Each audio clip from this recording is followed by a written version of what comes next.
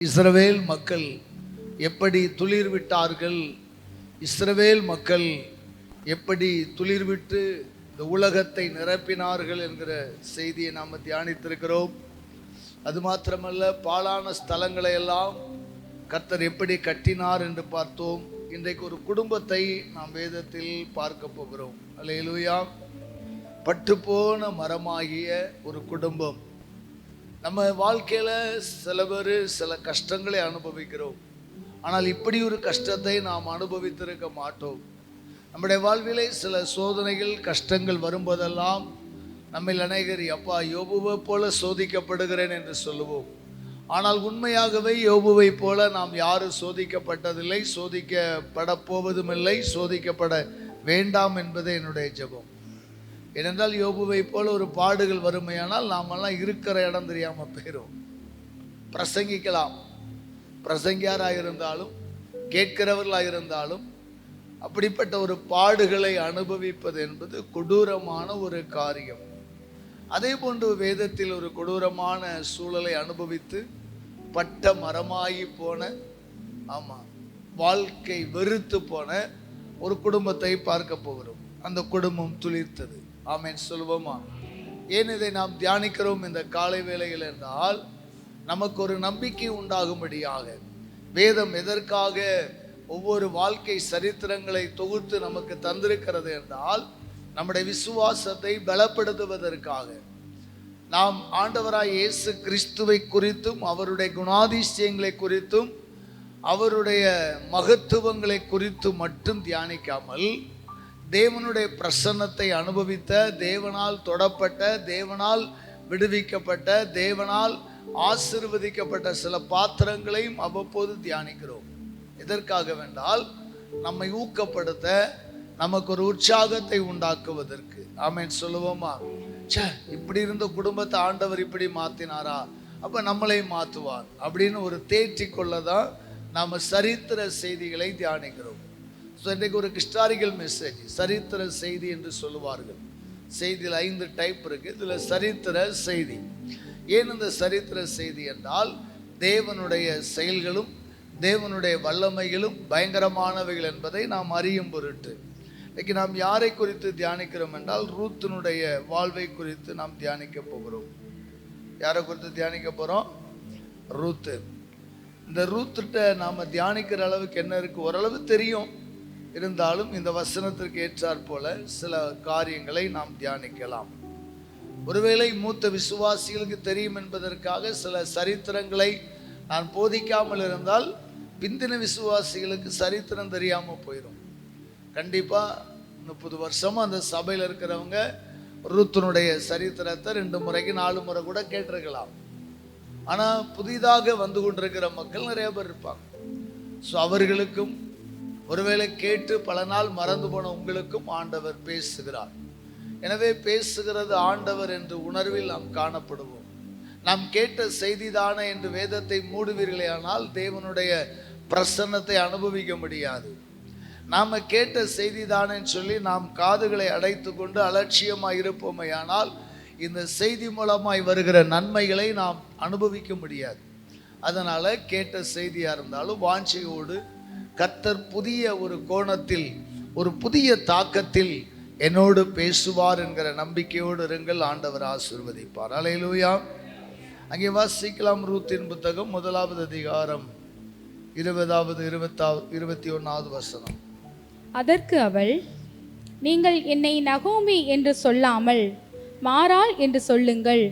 சர்வ வல்லவர் எனக்கு மிகுந்த கசப்பை கட்டளையிட்டார். நான் நிறைவுள்ளவளாய் போனேன். கர்த்தர் என்னை வெறுமையாய் திரும்பி வர பண்ணினார். கர்த்தர் என்னை சிறுமைப்படுத்தி சர்வ வல்லவர் என்னை கிளேசப்படுத்தி இருக்கையில் நீங்கள் என்னை நகோமி என்பானேன் என்றாள். Praise God. நகோமி யார்? இந்த நகோமி என்றால் ரூத்தினுடைய மாமியார். இவள் தான் பெத்லகேம் ஊரை சார்ந்தவள். இந்த நகோமியினுடைய கணவர் பெயர் எலிமெலேக்கு. நகோமி கணவர் பெயர் எலிமெலேக்கு. இவர்களுக்கு 2 ஆண் பிள்ளைகள். ஒருவன் பெயர் மக்லோன், ஒருவன் பெயர் கிளியோன். 4 பேராக குடும்பம் வாழ்ந்து வந்தார்கள். இவர்கள் பெத்லகேமிலே கொஞ்சம் பஞ்சம் உண்டாயிற்று. கொஞ்ச காலம் என்ன இல்லை, மழை இல்லை. கொஞ்ச காலம் மழை இல்லை, பஞ்சம் ஏற்பட்டபடியினால் அவர்கள் பஞ்சம் பிழைக்க என்ன செய்தார்களாம்? வாசிக்கலாம். அங்கே 1வது வசனம். நியாயம் விசாரித்து வரும் நாட்களில் தேசத்திலே பஞ்சம் உண்டாயிற்று. அப்பொழுது யூதாவில் உள்ள பெத்லகேம் ஊரானாகிய ஒரு மனுஷன் தன் மனைவியோடும் 2 குமாரரோடும் கூட மோவாப் தேசத்திலே போய் சஞ்சரித்தான். போதும். பெத்லகேமில் இருந்து மோவாப் தேசத்துக்கு கடந்து போனார்கள். மோவாப் தேசத்திலே சஞ்சரித்தான் என்று வேதத்தில் பார்க்கிறோம். அந்த மோவாப் தேசத்திலே அவர்கள் வாழ்வில் நடந்தது என்னவென்றால், முதலாவதாக எலிமெலேக் இறந்து போனான். யாரு சொல்லுங்க, யார் இறந்து போனா? எலிமெலேக்கு, நகோமியினுடைய கணவர், ரூத்துக்கு மாமனார். எலிமெலேக் இறந்து போறாரு. அடுத்து கொஞ்ச நாள்ல 2 பையங்க இறந்து போறாங்க. இந்த எலிமெலேக்கும் நகோமியும் பஞ்சம் பிழைக்க போன இடத்தில் தன் பிள்ளைகளுக்கு திருமணம் முடிக்கிறார்கள். இப்ப அந்த வீட்டில் 3 ஆண்கள் 3 பெண்கள், 6 பேர் கொண்ட வீடு. முதல்ல தலைவர் மரிக்கிறார், ஒரு விக்கெட்டு விழுது, தலைவர் மரிக்கிறார். அடுத்து பார்த்தீங்கன்னா மூத்த மகன் மரிக்கிறான். அடுத்து பார்த்தீங்கன்னா அடுத்த மகனும் மரிக்கிறான்.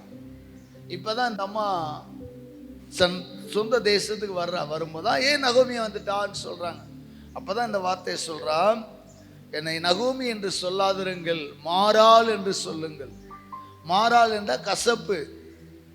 நான் நகோமியாக அல்ல, மாறாள், கசப்போட வந்திருக்கிறேன். அவர் சொல்ற பாருங்களேன், சர்வ வல்லவர், சொல்லுங்க, சர்வ வல்லவர் எனக்கு மிகுந்த கசப்பை கட்டளையிட்டார். தேவனை குறித்து சொல்லும்போது கடவுள் என கைவிட்டார் அப்படி சொல்லல, சர்வ வல்லவர். எப்படிப்பட்ட தேவன்? சர்வ வல்லவர். தன்னுடைய தேவனை குறைத்து மதிப்பிடவில்லை, சர்வ வல்லவர். ஆனா எனக்கு கசப்பை கட்டளையிட்டார். நான் வெறுமையா வந்திருக்கிறேன், நிறைவுள்ளவளாய் போனேன். ஆனால் எப்படி வந்திருக்கிறேன்? கர்த்தர் என்னை, சொல்லுங்க, வெறுமையாய் திரும்பி வர பண்ணினார். அன்பானவர்களே, இன்றைக்கு அநேக நேரங்களில் நாம் எதையாகிலும் இழந்தோம் என்றால் கர்த்தர் என்னை இழக்க செய்தார். வெறுமையாய் வந்தால், ஐயோ நான் வெறுமையாய் வந்தேன், கர்த்தர் என்னை வெறுமையாய் அனுப்பினார். இப்படித்தான் நாமும் ஸ்டேட்மெண்ட் கொடுக்கிறோம். இந்த அம்மாவும் அப்படித்தான் ஸ்டேட்மெண்ட் கொடுக்குறாங்க. நான் நிறைவுள்ளவளாய் போனேன், என்ன இப்ப எப்படி வந்தேன்? வெறுமையா வர்றேன். ஆனா யாக்கோபு சொல்லும்போது, நான் வெறுமையா போனேன், 2 பரிவாரத்தோடு நிறைவாய் வருகிறேன் என்றான். ஆனா நகோமி சொல்றா, நான் நிறைவாய் போனேன், வெறுமையாய் வருகிறேன். இந்த ஆண்டவராய் இயேசு கிறிஸ்துவனிடத்தில் உங்களில் யாராகிலும் நிறைவாக வந்து, இந்த ஆலயத்துக்கு வரும்போது நான் நிறைவாக வந்தேன், இப்போது வெறுமையாய் இருக்கிறேன் என்று சொல்லக்கூடுமா? ஒருவேளை அப்படிப்பட்ட நிலைமை இருக்குமையானாலும் தேவன் மாற்றுவார். விசுவாசிப்போம். அல்லேலூயா. தேவன் நம்மை மாற்றுவார். அப்படி யாரு வெறுமையாய் இல்லை, விசுவாசிக்கிறேன். ஒருவேளை நாம் வெறுமையாய் மாறுவதற்கு காரணம் என்ன? ஏன் தேவன் வெறுமையாக்கினார்? ஏன் தேவன் கிளேசப்படுத்தினார்? அவர் சர்வ வல்லவர், ஆனால் ஏன் கசப்பை கட்டளையிட்டார்? இன்னைக்கு நம்முடைய வாழ்க்கையில பட்டு போன மரம் போல உங்கள் வாழ்க்கை இருக்கலாம், ஏதோ கைவிடப்பட்ட சூழலில் இருக்கலாம். ஆனால் ஏன் தேவன் நம்மை கைவிட்டார்? எதற்காக இந்த நிலைமைக்கு நாம் தள்ளப்பட்டோம்? எதற்காக வெறுமையாய் கடந்து வந்தோம்? உணர்வோமையானால் பாக்கியவான்கள். இந்த வெறுமை நிரந்தரம் அல்ல, கர்த்தர் நிறைவுள்ளவர்களாய் மீண்டும் மாற்றுவார். எத்தனை பேர் விசுவாசிக்கிறீங்க? அல்லேலூயா. கர்த்தர் நம்மை நிறைவுள்ளவர்களாய் மாற்றுவார். ஆமென் சொல்லுவோமா? ஆண்டவருடைய கரத்தில் ஒப்பு கொடுக்கலாம். இந்த நகோமி ஏன் வெறுமையானால்? இந்த நகோமி ஏன் வெறுமையானால்? முதல்ல அதை தியானிக்கணும். வாக்குறுதிகளை அள்ளி வீசுகிற பிரசங்கம் அல்ல, ஆராய்கிற பிரசங்கம் உங்களுக்கு ஆசீர்வாதமாக இருக்கும். ரூத்தினுடைய சரித்திரத்தை எடுத்த உடனே ரூத் ஆசீர்வதிக்கப்பட்ட 5 படிகளை சொல்வார்கள். ஆனால் நான் சொல்லுகிறேன், ரூத்தினுடைய மாமியார் ஏன் இழந்து போனாள்? அந்த இழப்பு ஏன் வருகிறது? அப்படிப்பட்ட ஒரு இழப்புகளை நீங்களும் நானும் சந்திக்க கூடாது என்று விரும்புகிறேன். ஆண்டவரின் சமூகத்திலே நாம் தியானிக்கலாம். முதலாவதாக முதல் வசனத்தை மீண்டும் வாசிக்கலாம். அவர்கள் பெத்லகேமிலிருந்து எங்கே போனார்கள்? மோவாப் தேசத்திலே போய் சஞ்சரித்தார்கள். பெத்லகேம் என்றால் என்ன தெரியுங்களா? அப்பத்தின் வீடு. ஒரு அல்லேலூயா சொல்லுவோமா? பெத்லகேம் என்கிற பெயருக்கு அர்த்தம் அப்பத்தின் வீடு. யாரையும் சாக விட மாட்டான். நிச்சயம் ஆண்டவர் ஆசீர்வதிப்பார். இமைப்பொழுது உன்னை கைவிட்டேன், ஆனாலும் உருக்கமான இரக்கங்களால் உன்னை சேர்த்து கொள்ளுவேன் என்கிறார். இன்னைக்கு சில நேரங்களில் நாம் ஏன் கசப்பாகிறோம், ஏன் சஞ்சலப்படுகிறோம், ஏன் கஷ்டப்படுறோம்னா, ஒரு சிறிய கஷ்டம் வந்த உடனே வேற முடிவுகளை எடுக்கிறோம். அதுதான் தவறு. ஒரு சிறிய நெருக்கடி வந்த உடனே நாம் தொழிலை மாற்ற விரும்புகிறோம், வாழ்க்கையை மாற்ற விரும்புகிறோம், தெய்வத்தை மாற்ற விரும்புகிறோம், ஊரை மாற்ற விரும்புகிறோம். இது தவறான ஒரு காரியம். தேவன் நமக்கு வாக்குறுதி செய்து கொடுத்த சபை இதுதான் என்றால் மாற்றக்கூடாது. தேவன் நமக்கு வாக்கு பண்ணின பட்டணம் இதுதான் என்றால் மாற்றக்கூடாது. தேவன் நமக்கு வாக்களித்த வீடு இதுதான் என்றால் மாற்றக்கூடாது. சில நேரங்களில் ரொம்ப வெரி ஷிஃப்டிங், சாதாரணமாக ஷிஃப்ட் பண்ணுவாங்க. அது ஆண்டவருக்கு பிரியமில்லாதது. இந்த எலிமெலேக்கும் நகோமியும் கொஞ்சம் பஞ்சம் வந்த உடனே அவங்க எங்கே போனாங்க? மோவாப் தேசத்துக்கு போனாங்க. ஆண்டவர் அப்படி ஒன்றும் உங்களை கைவிடவே மாட்டார். அல்லேலூயா சொல்லுங்களேன். எத்தனையோ நேரங்களில் சில மக்கள் கொஞ்சம் கஷ்டத்தை கூட தாங்க முடியலை. முதல்ல தாங்கணும். இன்னைக்கு நிறைய பேர் பார்த்தீங்கன்னா, சபை என்பது ஒரு குடும்பம் போல. நம்ம குடும்பத்தில் சண்டை வருதா வரலையா? சொல்லுங்க, மறுபடி சேர்றோமா இல்லையா? ஆனால் சபையில் மட்டும் ஒரு சிறிய கருத்து வேறுபாடு, பாஸ்டர் ஒன்று சின்ன அட்வைஸ் கொஞ்சம் கடிஞ்சு சொல்லிட்டாருன்னா உடனே வேற சபைக்கு போகிறோமா? ஏன் சொல்லுங்க. நமக்கு அருகில் இருக்கிற சில கிராமங்கள் உண்டு, கத்தோலிக்க பூர்வீக கிராமங்கள். அங்கெல்லாம் ஒரே ஊர் தான், ஒரே கிராமம் தான், ஒரே ரிலேஷன்ஷிப் தான், ஒரே காஸ்ட்டு தான். ஒன்றுக்கு ஒன்று அடிச்சுட்டு கிடப்பாங்க. அடிப்படி வந்து வெட்டு குத்து கொலை வரைக்கும் போகும். ஆமாம், பங்காளிகளுக்குள்ள சண்டை போட்டு ஒரே நேரத்தில் 7 பேர் 8 பேர் கொலை செய்த கிராமங்கள்லாம் உண்டு. ஆனால் அடுத்த 6 மாதத்தில் திருவிழா வரும், அவ்வளோ பேர் அந்த கோயிலுக்குலாம் தான் வரான். என்னை வெட்டினவன் இந்த கோயிலுக்கு வரான், நான் வரமாட்டேன் சொல்கிறானா?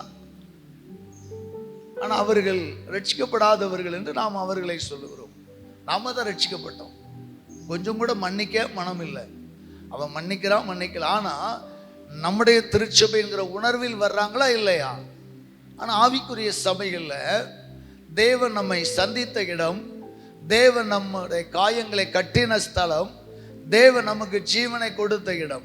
உங்களுக்காக போதகரோ ஊழியக்காரங்களோ உங்களை தூக்கி நிறுத்தின இடம். ஆனால் பார்த்தீங்கன்னா அசால்ட்டா சபை விட்டு சபை போகிறது நமக்கு நாளடைவில் கசப்பை கட்டளையிடும்.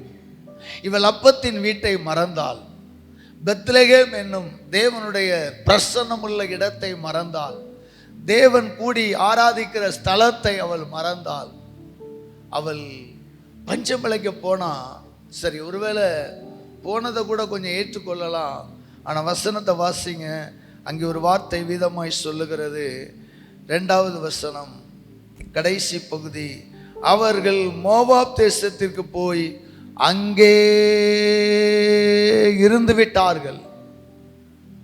ஏன் இந்த வார்த்தை சொல்லுதுன்னா, என்ன சில பேர் போனாங்க 6 மாதம் கழிச்சு வந்துட்டாங்க.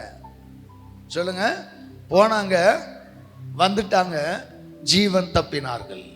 ஒரு அல்லேலூயா சொல்லுவோம். ஆனால் அந்த எலிமெலேக்கு, இந்த நகோமி, உன்னுடைய பிள்ளைகள் மக்களும் கிளியோன் என்ன செய்தார்களாம்? அங்கே இருந்து விட்டார்கள். அன்பானவர்களே, நமக்கு ஒரு கஷ்டம் வருது, சுனாமி வரப்போகுதுன்னு சொல்கிறாங்க. கிழக்கு காமராஜ் நகர் கடற்கரை ஓரத்தில் இருக்கிறவங்க பெட்டியை தூக்கிட்டு நேராக புதுக்கோட்டைக்கு போகிறோம், அக்கா வீட்டில் இருக்கோம். அங்கே இருந்துட முடியுமா? சுனாமி அலமடங்கு கூட தாண்டி பார்க்கல, அதுக்குள்ளே நம்ம திருநெல்வேலி போயிட்டோம். ஆமாம், தாளமுத்தினரில் ஆனந்தனரில் இருக்கிறவங்க புதுக்கோட்டைக்கு போகிறாங்க. புதுக்கோட்டை பிஎன்டி காலில் இருக்கிறவங்க பூரா திருநெல்வேலிக்கு போகிறான். ஆனால் திரேஸ்புரத்துக்காரன் வலையை பின்னிட்டு அவன் பாடி அசால்ட்டாக இருக்கிறான். என்ன சரி, போகிறது பெருசல்ல, ஆனால் என்ன செய்யணும்? நம்ம இடத்துக்கு வரணும்.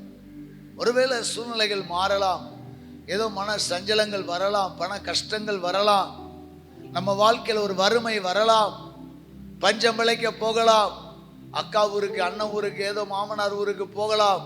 ஆனால் எங்கே வரணும் சொல்லுங்க? நம்ம இருதயத்தில் என்ன பாரம் இருக்கணும்? என் தாய் வீடு, என் தாய் திருச்சபை, என் தேவனுடைய ஸ்தலம் என்று இருக்கணுமா இருக்கக்கூடாதா? இருக்கணும். யாக்கோபு பொருத்தனை செய்கிறான். ஆண்டவருடைய அந்த விஷன் தரிசனத்தை பார்த்து பொருத்தனை செய்யும்போது சொல்றான், எனக்கு உண்ண உணவும் உடுக்க உடையும் தந்து என்னை காப்பாற்றி என்னை மீண்டும் என் தகப்பனுடைய வீட்டிற்கு அழைத்து வருவீரானால் நீரே என் தேவன்றான். அப்போ அவன் பொருத்தனை செய்யும் போதே அவனுக்கு ஒரு ஆர்வம். என்ன ஆர்வம்? மீண்டும் என் தகப்பன் வீட்டுக்கு வரணுங்கிற எண்ணம் இருந்துச்சா இல்லையா? அதே போல் அங்கே நல்ல ஆசீர்வதிக்கப்படுகிறான், நல்ல பிளஸ்ஸிங்.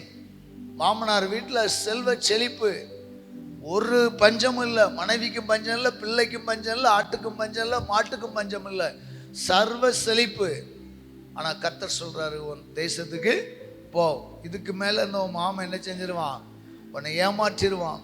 உன் மாமன் உன்னை ஏமாற்றுகிறதையெல்லாம் நான் பார்க்கிறேன், நீ உன் தேசத்துக்கு போன்னு அனுப்பி வச்சாரா இல்லையா? அதே போல அன்பு தெய்வ மக்களே, கர்த்தர் நம்ம கொடுத்த தேசம், கொடுத்த திருச்சபை.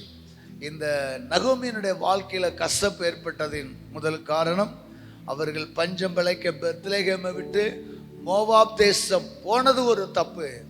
ரெண்டாவது தவறு, அங்கே இருந்தது தவறு. அங்கே இருந்து விட்டார்கள். மற்றவங்களாம் வந்துட்டாங்க. அதனாலதான் பைபிள் அப்படி ரீட் பண்றாங்க, அவர்கள் அங்கே இருந்து விட்டார்கள். அப்படின்னா கூட போனவங்கலாம் திரும்ப வந்துட்டாங்க. சரி, அடுத்து அங்கே இருந்து விட்டார்கள். அங்கே இருந்ததை விட அடுத்த ஒரு பெரிய தவறு என்ன தெரியுமா? 4வது வசனம் வாசிக்கலாம். இவர்கள் மோவாபியரில் பெண் கொண்டார்கள்.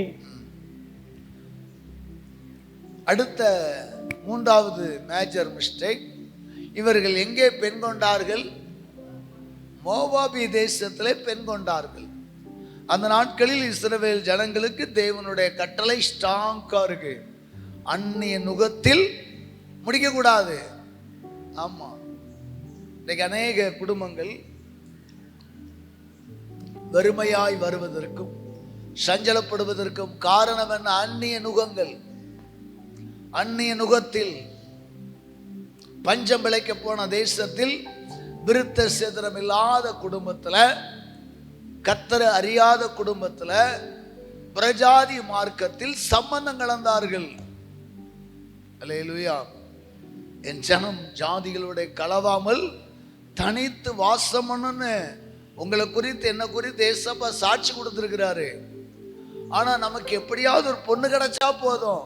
இல்ல, கர்த்தருக்கு ஏற்ற பெண் வேணும். ஆமென் சொல்லுங்களேன். எப்படியாவது ஒரு கல்யாணம் பிடிக்கணுங்கிறத விட ஏசப்பா தாமதித்தாலும் தடைகள் ஏற்பட்டாலும், எனக்கு உங்க பிள்ளைங்களுக்கு ஒருவேளை வாலிப தம்பியா இருந்தா எனக்கு ஆண்டவரை சொல்லி ஜெபிங்க, உமக்கு சித்தமான பக்தி உள்ள பெண்கள் வேணும். ஆமென் சொல்லுவோமா? கடவுளை அறிந்த பெண் வேணும். அந்நிய நுகத்துல விழக்கூடாது. கஷ்டங்களும் சாபங்களும் கசப்புகளும் ஏன் வருகிறது என்பதற்காய் சொல்லுகிறேன். பஞ்சம் பிழைக்க போனது ஒரு தவறு, அங்கே இருந்தது ஒரு தவறு. 3வதாக அவர்கள் அங்கே மனமுடித்தது ஒரு தவறு. 3 காரியங்கள் அங்கே தவறு நேரிடுகிறது. பயங்கரமான கஷ்டம். பின்பு 5வது வசனத்தில் மக்களும் கிளியோனும் இறந்து போனான். முதல்ல புருஷனாய் எலிமெலேக் இறந்து போனான். 3வது வசனத்துல ஹஸ்பண்ட் இறந்து போறார், நகோமியினுடைய கணவர் இறக்கிறார், குடும்ப தலைவர் இறக்கிறார். பின்பு என்ன செய்தார்கள்? தன்னுடைய 2 மகன் மக்களோன் கிளியோன், 2 ஆண் மக்கள் இறந்து போறாங்க. 3 பேர் இழந்து போயிட்டாங்க. இப்ப அந்த வீடு எப்படி இருக்கும் யோசித்து பாருங்க. ஒரு வார்த்தை சொல்லுவாங்க, மூதேவி குடும்பம். ஏன்னா 3 என்ன 3ஐ குறிக்கிற மூதேவி. சில குடும்பத்தில் விடோவுக்கெல்லாம் இந்த வார்த்தை சொல்லி திட்டுவாங்க. ஒருவேளை இந்த இடத்துல அப்படிப்பட்ட நிலையில் யாராகிலும் இருந்தால் மனம் சஞ்சலப்பட வேண்டாம். கடவுள் உங்களை ஆசீர்வதிப்பார். அந்த உலகத்தை நான் சொல்லுகிறேன், இந்த உலக மக்களுடைய வார்த்தை, விதவைகளை எவ்வளவாய் நிந்திக்கிற உலகம். இப்ப பரவாயில்ல, இப்ப காலங்கள் மாறி இருக்கிறது. இப்போது உண்மையாகவே இந்த நாட்கள் மாறி இருக்கிறது.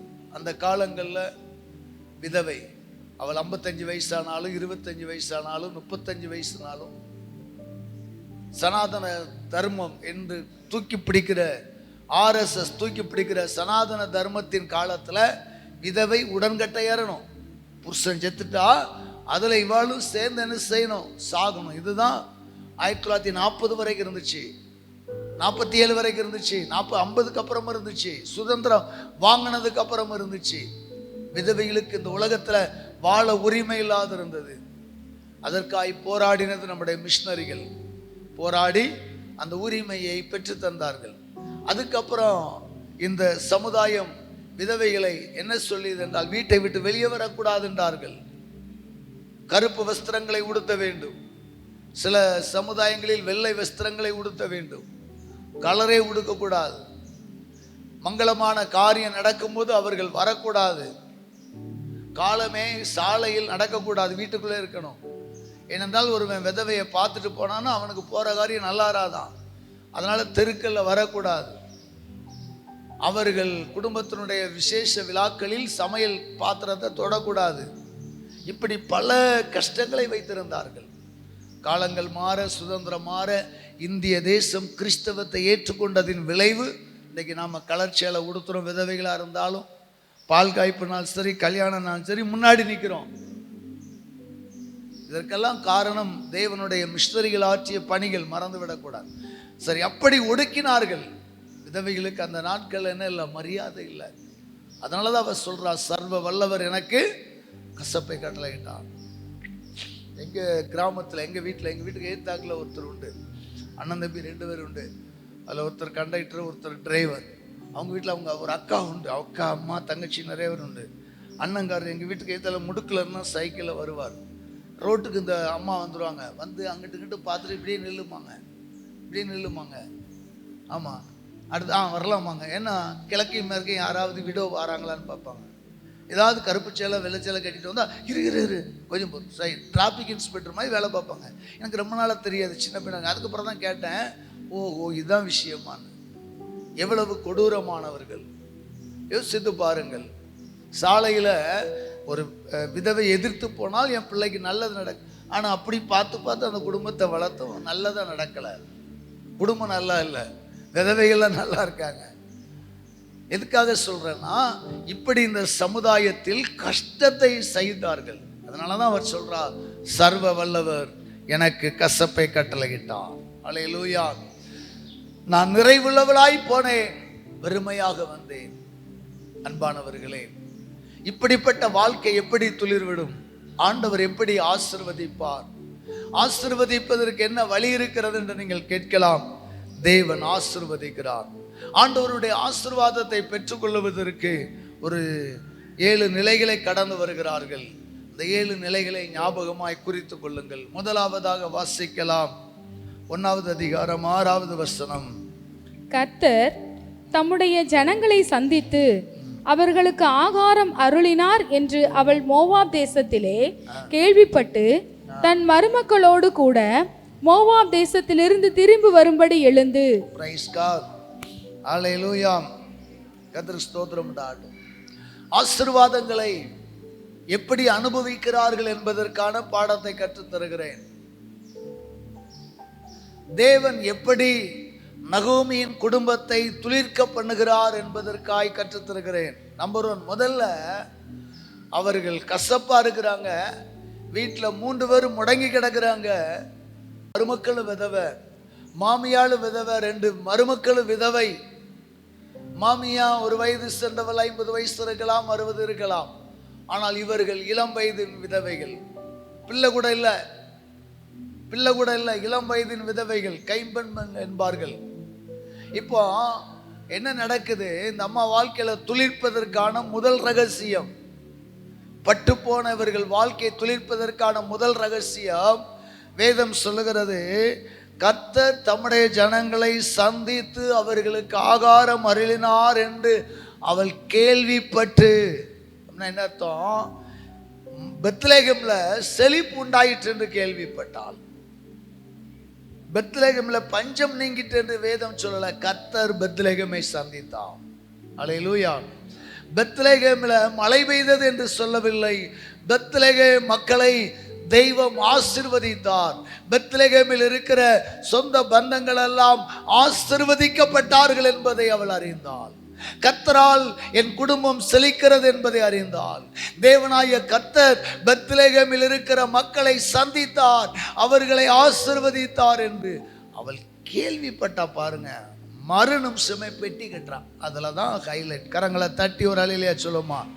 நல்ல செய்தி கேள்விப்பட்டால், நன்மைகளை கேள்விப்பட்டால் உடனே அவள் பிரயாணப்பட்டாள். இன்றைக்கு நம்மில் அநேக நல்ல செய்தி கேள்விப்பட்டாலும் பார்ப்போம், மெதுவா போவோம், கொஞ்ச நாள் கழிச்சு பார்ப்போம். நீ வேணா முதல்ல சபைக்கு போ, நான் பைய வாரேன். நம்ம கூட பிறந்த அக்காளுக்கு ஆண்டவர் ஒரு நன்மை செய்திருக்கிறார், வச்சுக்கிடுங்களேன். நம்ம கூட பிறந்த அண்ணனுக்கு ஆண்டவர் ஒரு நன்மை செய்திருக்கிறார். நம்ம அண்ணன் இந்த சர்ச்சுக்கு வாரான். இந்த சபையில் இருக்கிற அண்ணன் நீங்கள் உங்கள் தம்பியை கூப்பிடுறீங்க, இந்த சபையில் இருக்கிற அக்கா நீங்கள் உங்கள் தங்கச்சியை கூப்பிடுறீங்க. உங்கள் தங்கச்சி என்ன தீர்மானம் எடுக்கணும்? எங்கள் அக்கா இந்த சபைக்கு போனதுக்கப்புறம் ஆசீர்வாதமாக இருக்கிறா, நான் உடனே வர்றேன், ஏக்கா அவன் பின்னாடி வர்றேன் அப்படின்னு சொல்லுவது தான் ஆசீர்வாதத்தின் முதல் படி. அல்லேலூயா. இன்னைக்கு அநேகர் என்னை கூப்பிட்டாலும் வர மாட்டேங்கிறாங்க, என்னை கூப்பிட்டாலும் வர மாட்டேங்கிறாங்க. நம்ம வாழ்க்கை ஒரு பாடமாய் அமைய மாட்டேங்குது. எவ்வளவுதான் சொன்னாலும் அவர்கள் ஏதோ மதம் மாற்றுகிறோம் என்று கருதுகிறார்கள். மதமாற்றம் அல்ல, வாழ்க்கை மாற்றம். வாழ்க்கை தரமாறுகிறது, புரிய மாட்டேங்குது. ஆனா இந்த அம்மா நகோமி என்ன பண்றா? பெத்லகேமை ஆண்டவர் சந்தித்தார். அல்லேலூயா. தம்முடைய ஜனங்களை சந்தித்து அவர்களுக்கு ஆகாரம் அருளினார் என்று மோவாப் தேசத்தில் கேள்விப்பட்ட மாத்திரத்தில் யாரோ ஒருவர் மூலமாய் நற்செய்தி கேள்விப்படுகிறார். இவ பெத்லகேமை போய் எட்டி பார்த்துட்டு வரல, பெத்லகேம்ல இருந்து யாரோ வந்திருக்கிறாங்க. வந்தவர்கள் சொன்னார்கள், நகோமி இப்ப நம்ம தேசத்துல நல்ல விளைச்சல், நல்ல மழை பெய்து செழிப்பா இருக்கு சொன்னாங்க. சொன்ன உடனே சொந்த தேசத்துக்கு கிளப்பினாள். ஒரு அலையிலையா சொல்லுமா? பன்றி தின்கிற தவிடு கூட கிடையாத பட்சத்தில் இளைய குமாரன் அப்பா வீட்டை நினைச்சு பார்த்தான். அப்பா வீட்டுல இருந்து செய்தி வரல, அப்பா வீட்டை நினைச்சு பார்த்தான். உடனே எழுந்திரளி அவன் கடந்து சென்றது போல நம்ம வாழ்க்கையில பாவ பிரதேசங்களை விட்டு, சாப பிரதேசங்களை விட்டு வரணும். நம்ம சொந்தங்கள்லாம் வரணும். அதுக்காக ஜெபிங்க. அல்லேலூயா. இந்த ரூத்தை போல பட்ட மரமாய் இருக்கிற என் சொந்தங்கள் வரட்டும் ஆண்டவரே. இந்த நகோமியை போல எல்லாவற்றையும் இழந்து வெறுமையாயிருக்கிற குடும்பங்கள் எல்லாம் எங்களை பின்பற்றி வரட்டும் ஆண்டவரே. கர்த்தரங்களை சந்தித்து ஆசீர்வதித்த ஆசீர்வாதங்களை கண்டு எங்கள் உறவுகள் வருவதாக. ஆமேன்.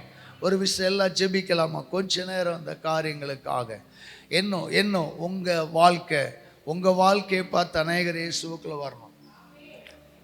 உங்கள் சொந்த பந்தங்களெல்லாம் நினச்சிக்கிடுங்க.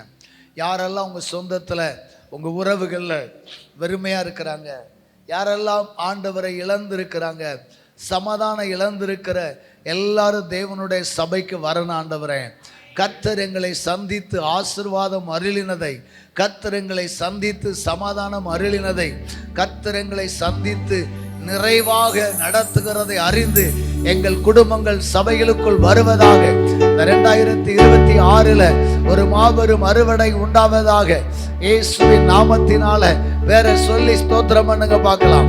கொஞ்ச நேரம் பேரை சொல்லி, நீங்க யாரெல்லாம் ரட்சிப்புக்குள்ள நடத்தி கொண்டிருக்கிறீங்களோ, யாரெல்லாம் ரட்சிக்கப்படும் ஜெபம் பண்றீங்களோ, யாரெல்லாம் சபைக்கு வரலான்னு விரும்புறீங்களோ, அவர்கள் பேரை சொல்லி சொல்லி ஸ்தோத்திரம் பண்ணுங்க. 2 நிமிஷம் எல்லாம் ஸ்தோத்திரம் பண்ணும். அல்லேலூயா, அல்லேலூயா. ஒரு எழுப்புதல் உண்டாவதாக. பரிசுத்த தேவனே, நீர் எங்களை சந்தித்து எங்களுக்கு அப்பத்தை அருளினது போல, எங்களுக்கு ஆகாரத்தை அருளினது போல எங்கள் குடும்பங்கள் வருவதாக, எங்கள் குடும்பங்கள் வருவதாக, எங்கள் குடும்பங்கள் வருவதாக. இளைய குமாரனை போல ஆண்டவரே, பன்றி தின்கிற தவிடு கூட கிடைக்காம குடியிலும் வெறியிலும் பாவத்திலும் சாபத்திலும் நடக்கிற என் சகோதரர் என் சகோதரி தேவன் சந்தித்த இடத்துக்கு வருவார்களாக. பெத்லகேமை நோக்கி வருவார்களாக. அற்புதங்கள் செய்யப்பா, அதிசயங்கள் செய்யப்பா.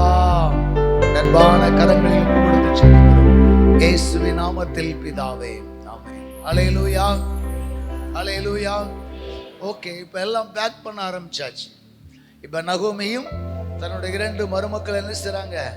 பேக் பண்ண ஆரம்பிக்கிறாங்க. எதை? துணிமணி, இருக்கிற டப்பா, பெட்டி, சட்டி எல்லாவற்றையும் பேக் பண்றாங்க. வேற டெபாசிட்ல பணம் எடுக்கிற அளவுக்குலாம் இல்லை. ஆமா, சொத்து சுகம் இல்லை. இருக்கிற 4 பொருளை எடுத்துக்கொண்டு அவர்கள் புறப்பட ஆரம்பிக்கிறார்கள். அப்போது அங்கே வசனங்கள் வாசிக்கலாம்.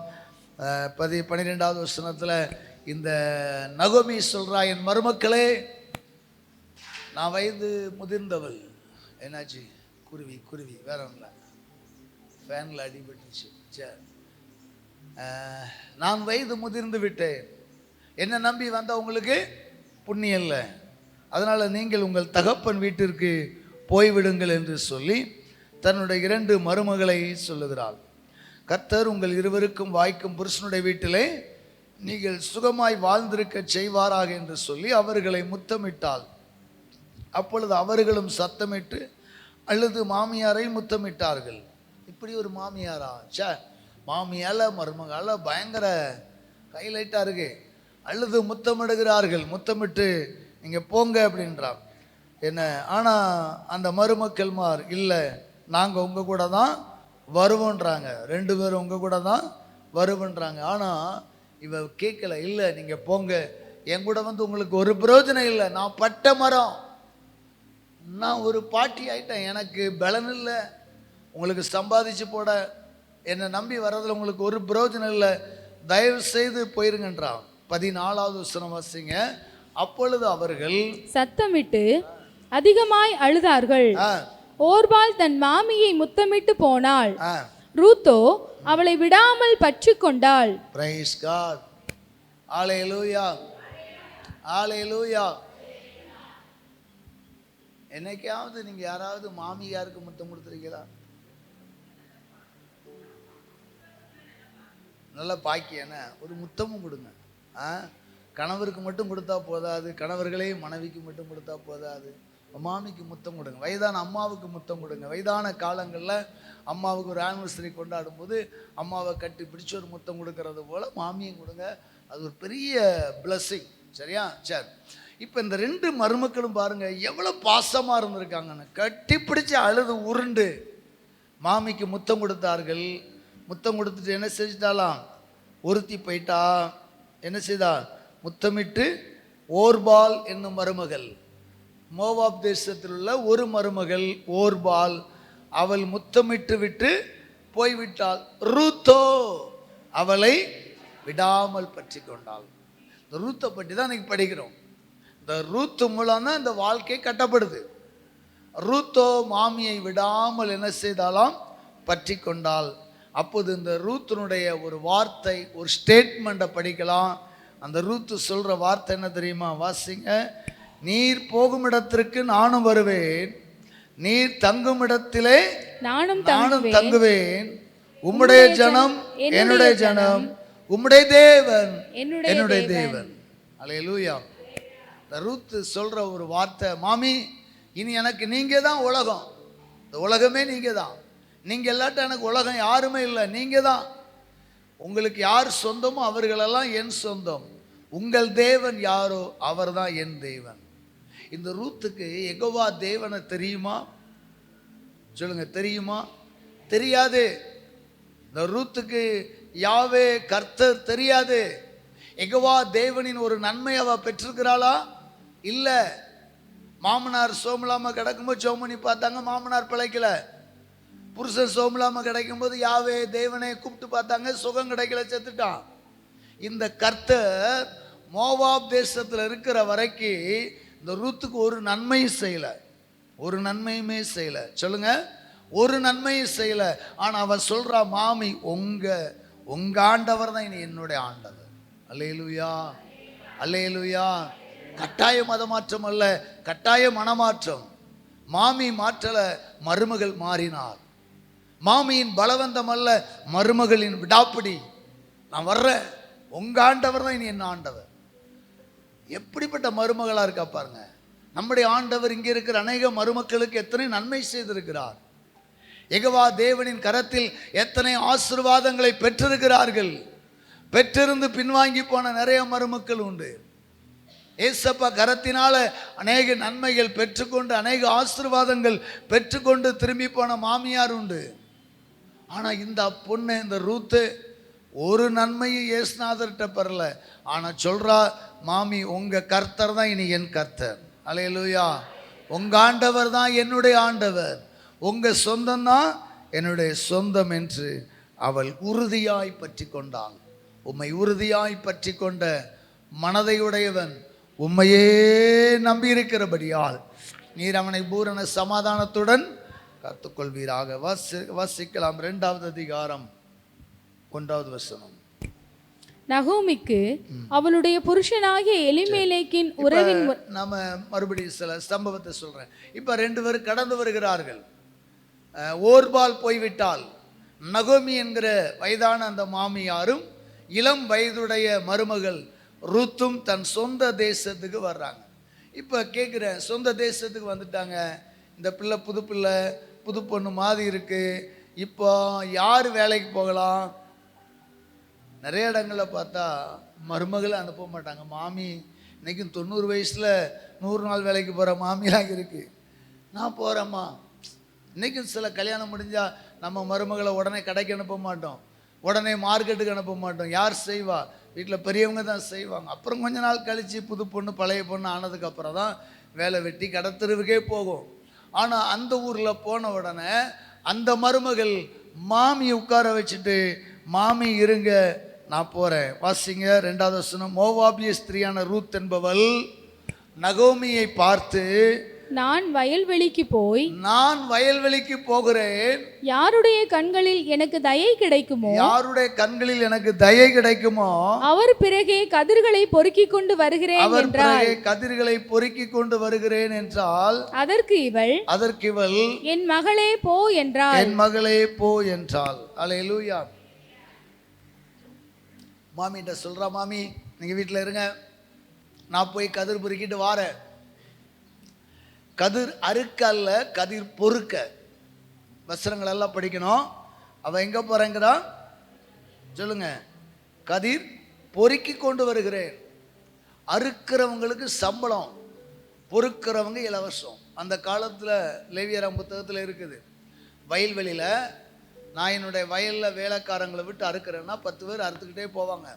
அதில் சிந்துகிற கோதுமை மணிகள் இருக்குல்ல, இவங்க அறுத்து அங்கே போனதுக்கப்புறம் கஷ்டப்பட்டவங்க, பரதேசிகள், விதவைகள், கஷ்டப்பட்டவங்கெல்லாம் சிந்தி கிடக்கிற கதிர்களை பொறுக்கிட்டே வருவாங்க.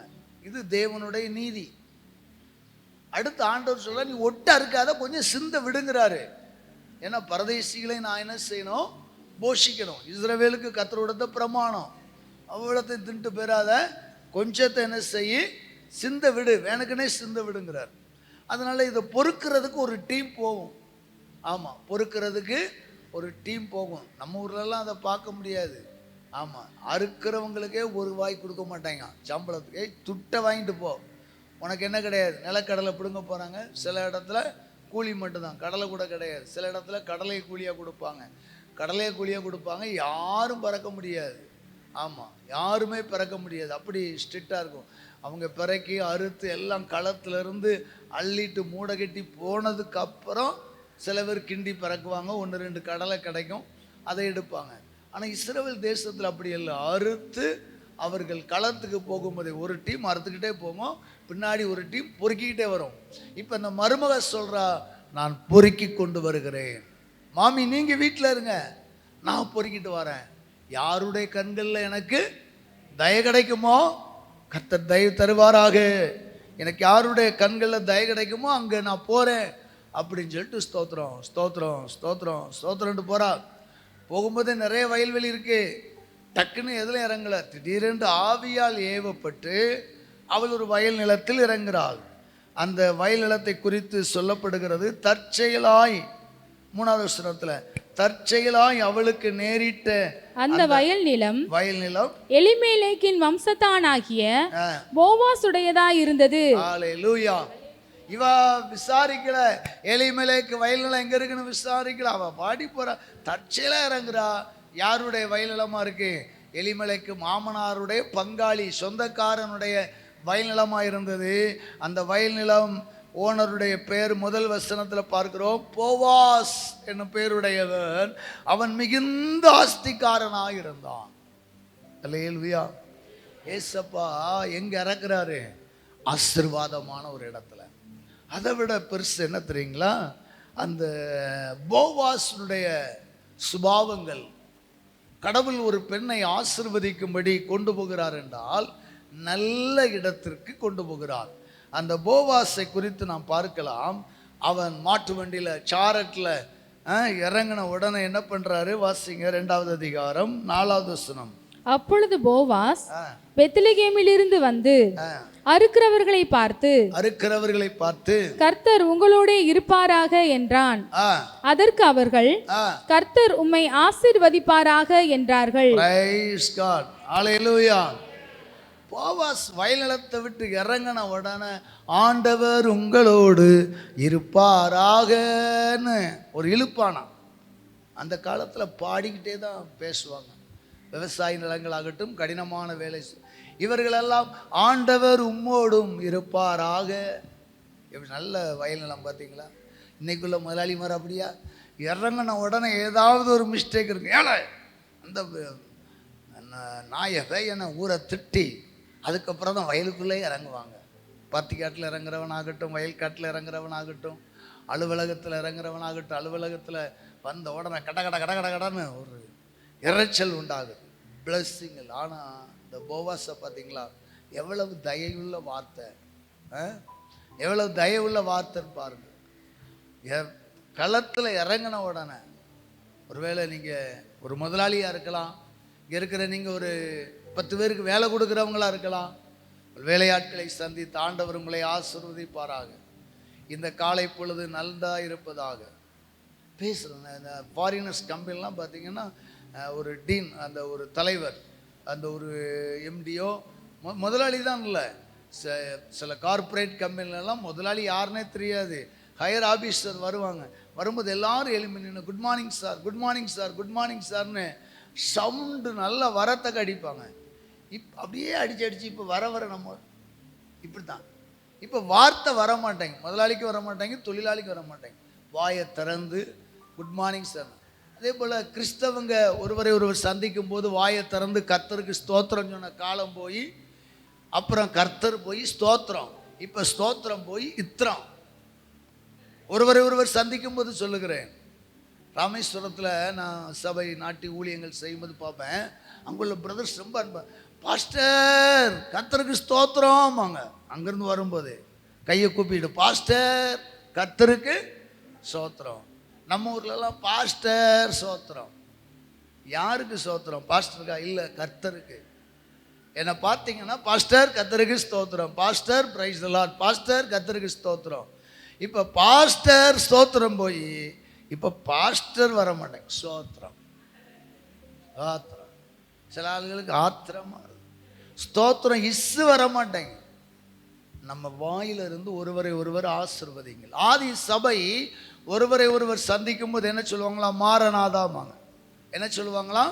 மாரநாதா, இயேசு வருகிறார்னு அர்த்தம். ஒருவருக்கொருவர் இயேசுவின் வருகையை விரும்பத்தக்கதாக மாரநாதாமாங்க. நீங்கள் ஒன்றும் சொல்லாமல் இருக்கிறீங்க. காலமே நல்ல வாழ்த்துங்கள், வாழ்த்துதல். Good morning, good morning sir சொல்லலாம், தப்பு இல்லை. காலை வணக்கம். ரட்சிக்கப்படாதுன்னா சில நேரங்களில் பார்த்தீங்கன்னா ஃபோன் பண்ணும்போது பிரைஸ் தி லார்ட் பாஸ்டர் சோத்ரான்னு சொல்லி பேசுவேன். சில நேரம் பார்த்தீங்கன்னா ஏதாவது பிஸ்னஸ் மேன், ஒரு பெயிண்டரோ அல்லது ஒரு கார்பெண்டரோ அல்லது ஒரு கம்பெனி கடைக்காரோ, அவர்கிட்ட சார் வணக்கம். அப்படி சில நேரம் என்ன அறியாமல் அவங்களுக்கும் சார் சோத்ரான்ருவேன், அவங்க பதிலுக்கு சோத்ரான்னு சொல்லிடுறாங்க. அல்லேலூயா. அவங்க வணக்கம் சொல்லாமல் அவங்களே பதிலுக்கு என்ன செஞ்சிடறாங்க? நம்ம ஸ்தோத்திரம் பண்ணணும், அவங்களும் ஸ்தோத்திரம். அல்லேலூயா. இந்த ஸ்தோத்திரம் என்னும் அநேகருடைய வாயிலிருந்து ஸ்தோத்திரத்தை பிறப்பிக்கும். சத்தமாக சொல்ல பழகுங்க. இந்த போவாஸ் ஆசீர்வதிக்கிற ஒரு பாத்திரம். அப்போ இந்த ரூத்துக்கு ஒரு லிங்க் கிடைக்குது, ஒரு சிறிய அனுகூலம் கிடைக்குது. அந்த அனுகூலத்தின் வயல் நிலம் ஆசீர்வதிக்கப்பட்டதை விட வயலினத்தின் சொந்தக்காரன் ஆசீர்வதிக்கப்பட்டவனாக இருந்தான். அல்லேலூயா. சரி, அடுத்து பார்த்தீங்கன்னா இந்த போவாஸுடைய கேரக்டர், இந்த போவாஸை குறித்து நாம் இன்னும் பார்க்கும்போது வாசிக்கலாம். 4வது வசனம். அப்பொழுது போவாஸ் பெத்லகேமிலிருந்து வந்து அறுக்கிறவர்களை பார்த்து, கர்த்தர் உங்களோடே இருப்பாராக என்றான். அதற்கு அவர்கள், கர்த்தர் உம்மை ஆசீர்வதிப்பாராக என்றார்கள். அடுத்த வசனம் 5. பின்பு போவாஸ் அறுக்கிறவர்கள் மேல் கண்காணியாக வைக்கப்பட்ட தன் வேலைக்காரனை நோக்கி, இந்த பெண் பிள்ளை யாருடையவள் என்று கேட்டான். Praise God.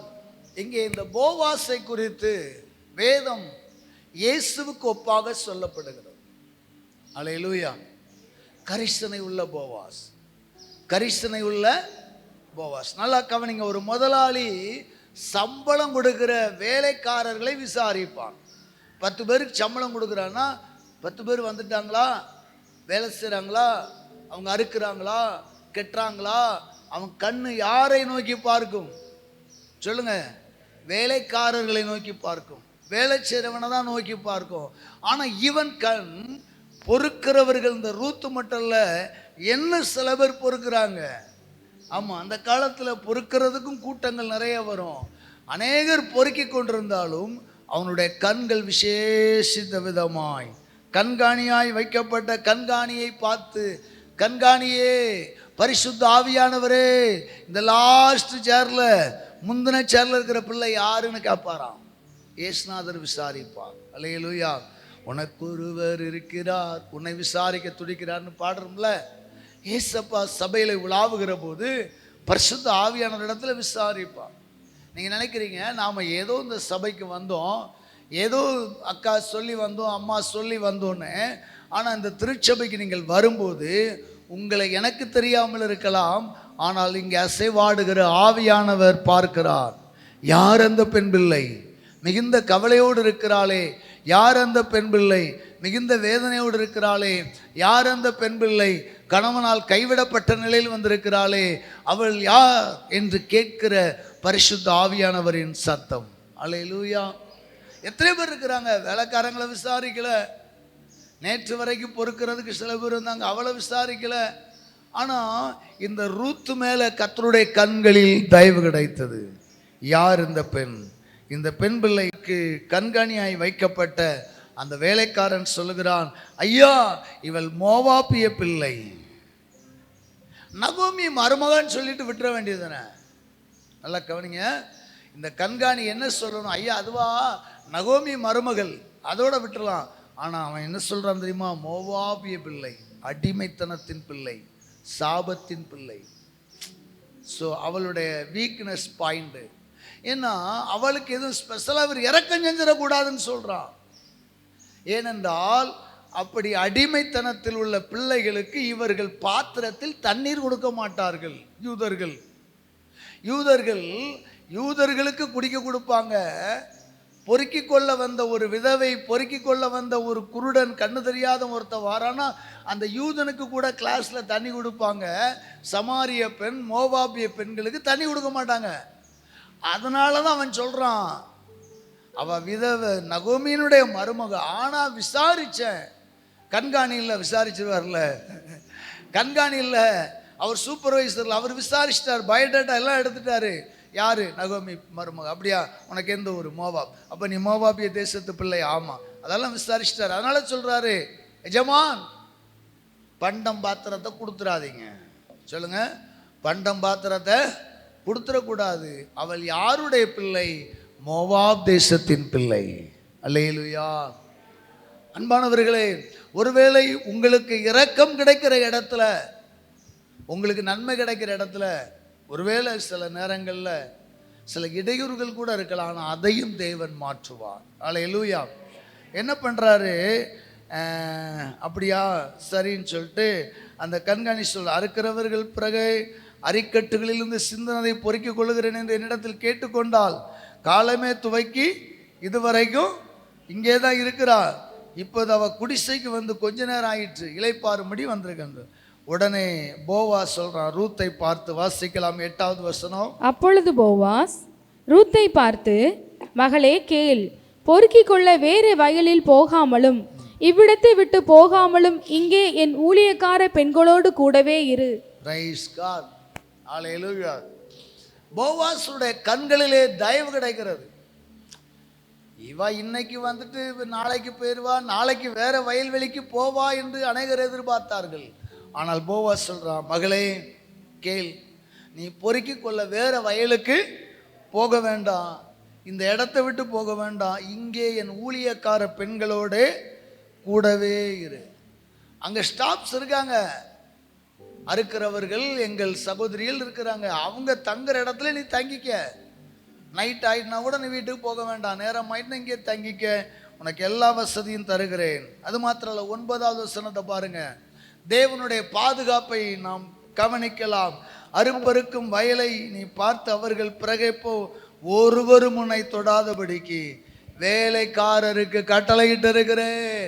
கர்த்தரை நம்பி வந்த உன்னை ஒருவரும் தொட முடியாதபடி கர்த்தர் பாதுகாப்பா.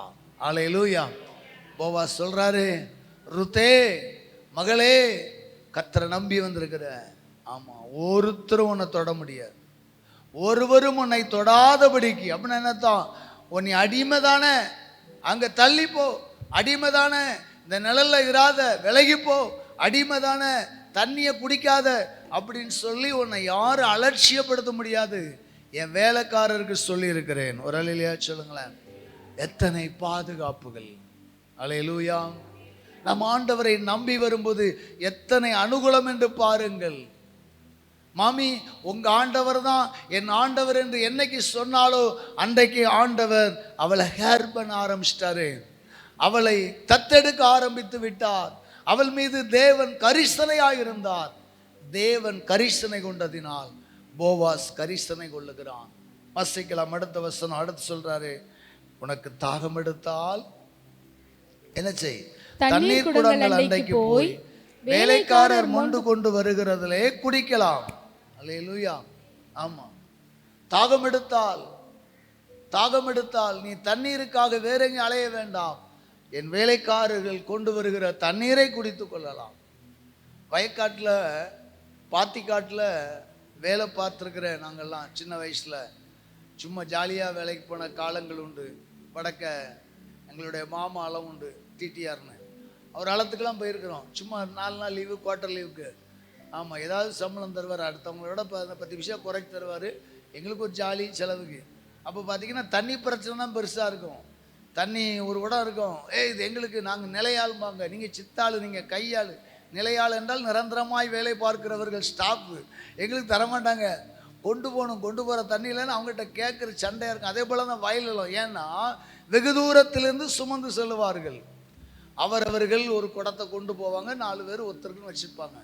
அந்த பிரச்சனை எல்லா ஊர்லேயும் இருந்துச்சு. அதனால் சொல்கிறான், நீ தண்ணி கொண்டு வரலன்னு சொல்லி குடிக்காம வராத, வேலைக்காரன்ட்ட இருக்கு, என் வேலைக்காரர்களுக்குரியதை நீ குடித்து கொள்ளலாம், தாகம் எடுத்தால் குடிக்கலாம் என்று அவளுக்கு அவ்வளவு அனுகூலமான வாசலை கர்த்தர் திறந்தார். உடனே அவ கேட்கிறா, வாசிக்கலாமா 10வது வசனம். அவள் தரையிலே, அப்பொழுது அவள் அப்படியே தரையிலே முகங்குப்புற விழுந்து வணங்கி, நான் அந்நிய தேசத்தாளா இருக்க, ஐயா நான் அந்நிய தேசத்தாளா இருக்க நீர் என்னை விசாரிக்கும்படி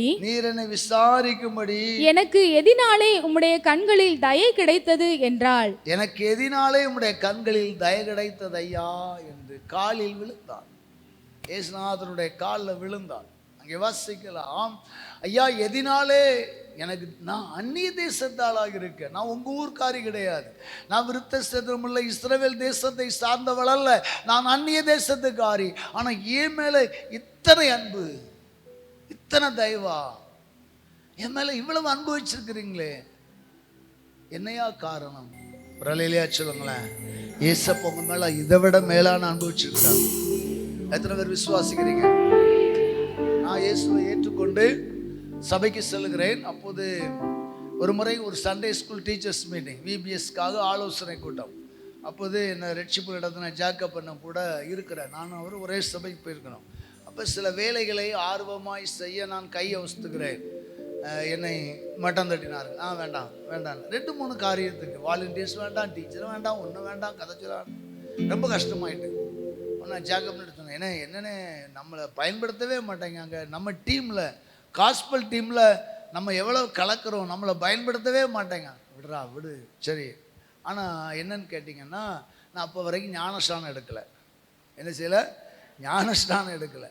இப்போ பாஸ்டர் என்ன நினச்சிருப்பார், இவன் ஞானஸ்தானம் எடுக்காத பையன், இவனை கொண்டு சண்டே ஸ்கூல்னால் 4 வாலிய பிள்ளையோட சமமாக தானே இருப்போம், இவன் ஏதாவது சேட்டை விட்டுறக்கூட ஒரு பயம் இருக்குதுன்னு வச்சுங்க எல்லாருக்குமே. என்ன, அதனால் எந்த பொறுப்பும் விடலை, எந்த பொறுப்பும் தரலை. அடுத்து ஒரு 6-8 மாதம் கழித்து தான் ஞானஸ்தானம் எடுத்தேன். அந்த ஞானஸ்தானம் எடுத்ததுக்கப்புறம் என்னை தேடி வந்த பொறுப்புகள் ஏராளம். அல்லேலூயா சொல்லுங்களேன். எப்போது கடவுள் நம்மை நேசிக்கிறார் என்றால், நாம் உலகத்தை விட்டுவிட்டு, பாவங்களை விட்டுவிட்டு அவரை பற்றி கொள்ளும் போது அவர் நம்மை நேசிப்பார். அல்லேலூயா சொல்லுங்களேன். ஆண்டவர் நம்மளை நம்பி எப்போது பொறுப்புகளை தருவார் என்றால், அவரை பின்பற்றும் போது தான் தருவார். அதைத்தவ கேட்குறா, என் மேலே இவ்வளவு அன்பு வைக்க காரணம் என்னையா? என் மேலே இவ்வளவு அன்பு வைக்கிறீங்களே, உம்முடைய கண்களில் எதினால் தயை கிடைத்தது?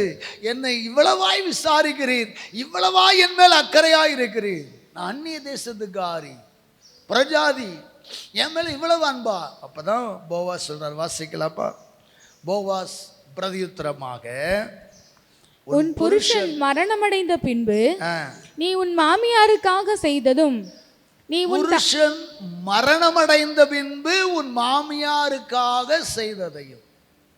புருஷன் உயிரோடு இருக்கும்போது மாமியாருக்கு நல்லா தான் செய்விய, செய்யட்ட அவன் தான் குத்தி விடுவான்ல, என் அம்மைக்கு ஏன் செய்யலைன்னு. உண்மையா இல்லையா? ஆமாம். புருஷன் செத்ததுக்கப்புறம் ஒரு தீ மாமியால கவனிக்க மாட்டான். அல்லேலூயா. புருஷன் செத்ததுக்கப்புறம், புருஷன் இருக்கும்போதே சில பேர் மாமியாரை கவனிக்க மாட்டேங்கிறாங்க.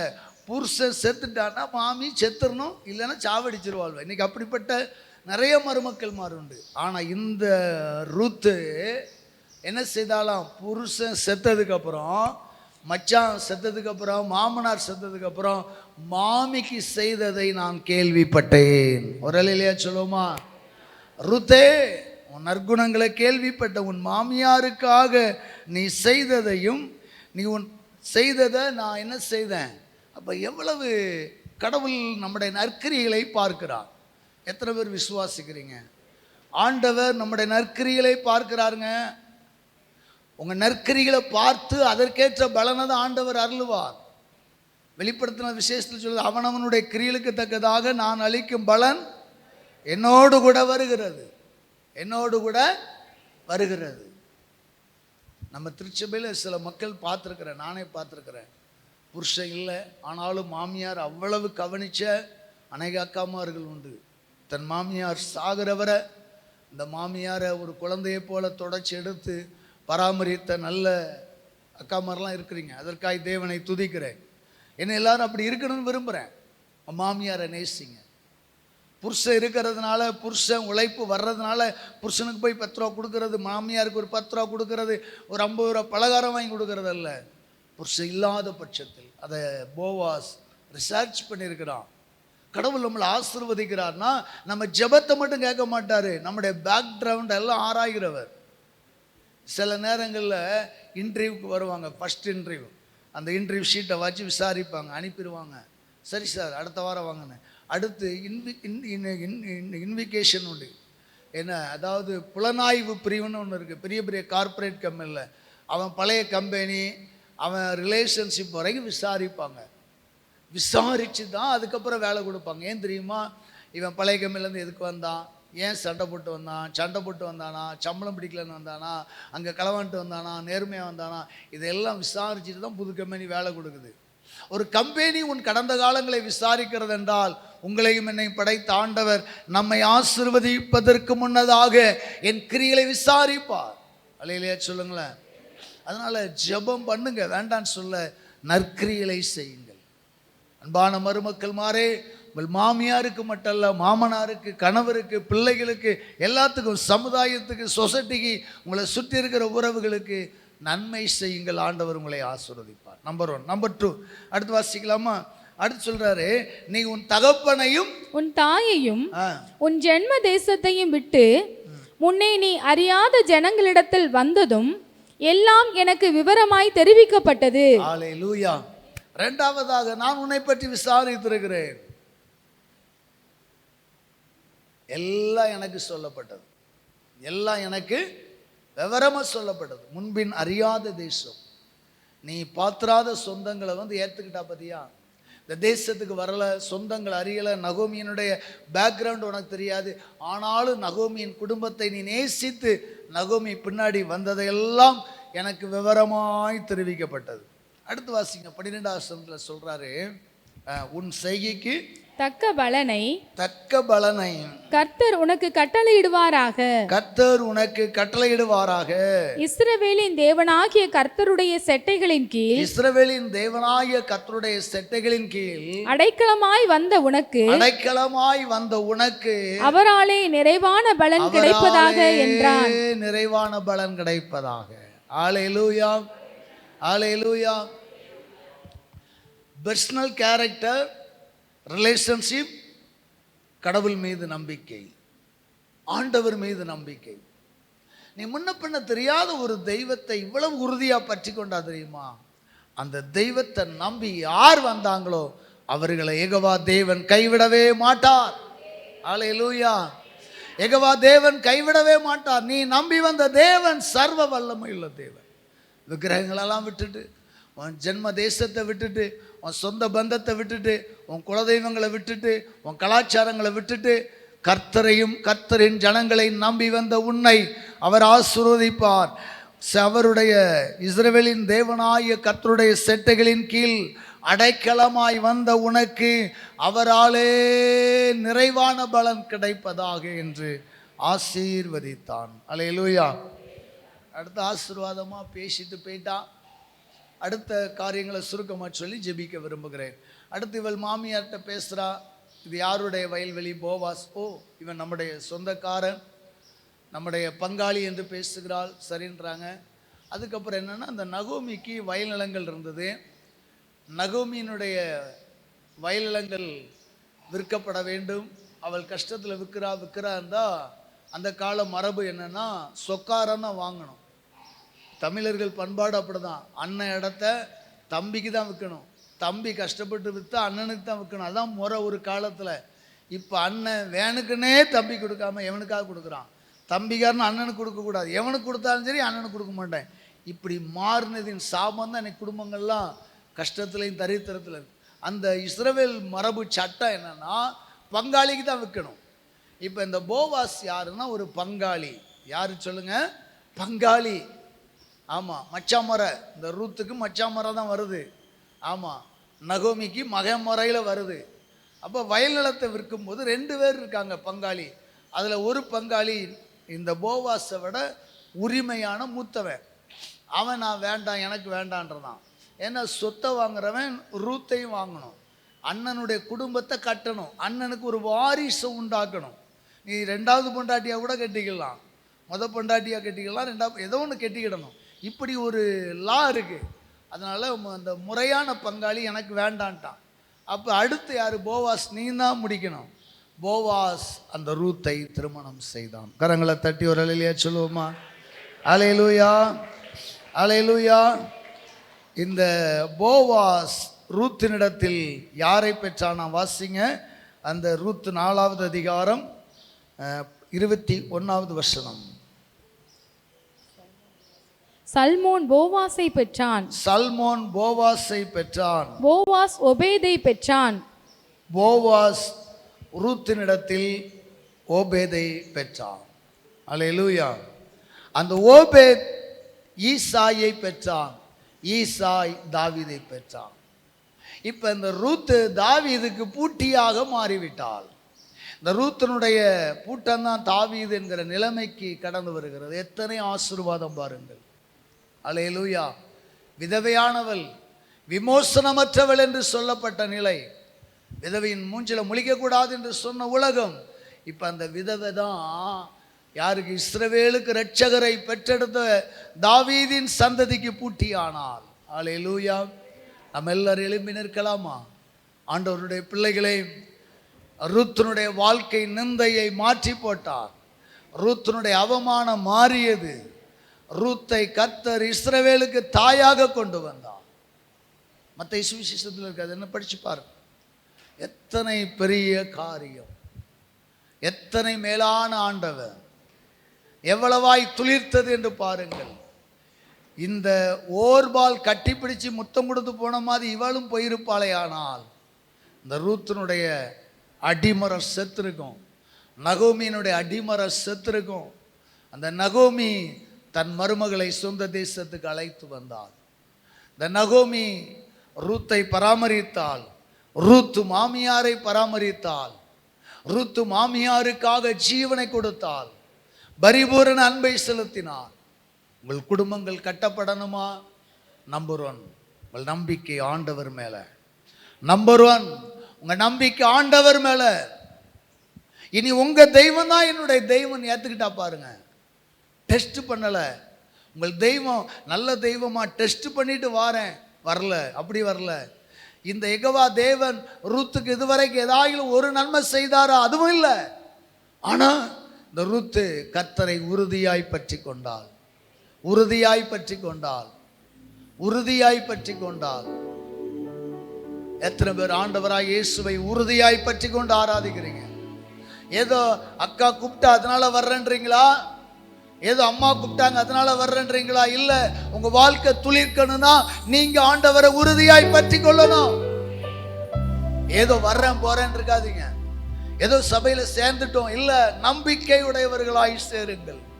இந்த ஆண்டவர் தான் என் ஆண்டவர், இவரே என் தேவன், இவரே என் ரட்சகர், இவரே என் கண்மலை, இவரே என் மீட்பர், இவரே என் சொந்த ரட்சகர். உறுதியாய் உறுதியாய் உறுதியாய் ஆண்டவரை பற்றி கொள்ளுங்கள். அந்த போவாஸ் சொல்றான், நீ உன் மாமிக்கு செய்ததை உன் புருஷன் இறந்த பின்பு, அதான் ஹைலைட்டு, உன் புருஷன் இறந்ததுக்கு அப்புறம் உன் மாமி எவ்வளவு மதிச்சிய. அருமையான மருமக்களே, புருஷன் இருக்கும் போதே மாமியால குடும்பப்படுத்துறீங்களே, புருஷன் இல்லைன்னா என்ன நிலைமைக்கு ஆக போதோ சொல்றேன். பொதுவா அப்புறம் யாரையும் தப்பா சொல்ல. நேசிங்க, நேசிங்க. கர்த்தர் பார்க்கிறாரு, கர்த்தர் பார்க்கிறாரு, உலகத்தான் பார்க்கிறான். இந்த போவாஸுக்கு அந்த செய்திலாம் வருது. போவாஸ்க்கே அந்த செய்தி வருது. போவாஸ் சொல்றான், உன்னை பற்றி நான் கேள்விப்பட்டேன், உன் புருஷன் இறந்ததுக்கு அப்புறம் உன் மாமியா மேல நீ இவ்வளவு அன்பு வச்சதை நான் கேள்விப்பட்டேங்கிறான். ஒரு மனிதன் கேள்விப்படுகிறான், ஆனால் கர்த்தரோ காண்கிறவர், கர்த்தரோ காண்கிறவர், உங்கள் கிரியைகளை காண்கிறவர். நாம ஒரு ஆவிக்குரிய சபையில வந்து ரொம்ப பக்தியில முத்தி ஜெபித்து ஜெயம் எடுப்பதல்ல, உலக மக்களை விட நாம் நற்கிரிகளில் தேர வேண்டும். இன்னைக்கு நிறைய பேர் பெந்தகோஸ்தே சபைக்கு வருவதின் விளைவு என்ன தெரியுமா? பெந்தகோஸ்தே சபைக்கு ஏன் வரும் தெரியுமா? ரொம்ப ஊக்கமா ஜெபம் பண்ண சொல்லி தராங்கன்னு. நான் சொல்றேன், தலைகீழ நின்று தண்ணி குடிச்சாலும் நற்கிரி இல்லைன்னா கடவுள் ஆசீர்வதிக்க மாட்டான். நான் ஜெபத்துக்கு எதிரி அல்ல, ஜெபிக்கிற அநேகருடைய வாழ்க்கைக்கு நான் எதிராக இருக்கிறேன். எனக்கு தெரியும், நிறைய பேர் ஜெபிக்கிறவங்க வாழ்க்கையில நிறைய லைஃப் ஸ்டைல் சரியில்லை. நல்லா ஜெபிக்கிறாங்க, நல்லா ஜெபம் பண்றாங்க, ஆனா அவங்க வாழ்க்கை ஸ்டைல் சரியில்லை. மதிக்க மாட்டேங்கிறாங்க, பெற்றோரை மதிக்க மாட்டேங்கிறாங்க. எதுக்குங்க நீ அவ்வளவு நேரம் ஜெபம் பண்ணி 3 மணி நேரம் ஜெபம் பண்ற? உன்னை பெற்ற தகப்பன், உன்னை பெற்ற தாய், தம்பி இதை அப்படி செய், இதை அப்படி செய்யணும், வல் வல் வல். ஊழியக்காரன் முதற்கொண்டு விசுவாசி வரைக்கும் அப்படி இருக்கிறீங்களே, எப்படி தேவன் ஆசீர்வதிப்பா? உங்கள் பெற்றோரை கனம் பண்ணுங்கள், மூத்த ஊழியர்களை கனம் பண்ணுங்க, உங்க மாமியார் மாமனாரை கனம் பண்ணுங்க. ஆண்டவர் பார்க்கிறார். போவாஸ் பார்க்கல, ஆண்டவர் பார்க்கிறார். போவாஸே பார்க்கிறான், போவாஸே விசாரிக்கிறான், ஆண்டவர் பார்க்காம விசாரிக்காம இருப்பாரா? அதனாலதான் போவாஸ் அவ்வளவு அன்பு செலுத்துகிறான். அதனாலதான் அந்த பெண்ணை மணமுடிக்க அவன் சம்மதிக்கிறான். நல்ல குலவிளக்கு, குடும்பத்தை காப்பாற்றுவாள் என்று அவன் மணமுடிக்க ஊர் பெரியவர்களால் பேசும்போது ஒத்துக்கொள்ளுகிறான். உங்களுக்கு ஒரு நல்ல எதிர்காலம் அமையணும்னா, உங்களுக்கு ஒரு நல்ல வாழ்க்கை ஆசீர்வாதம்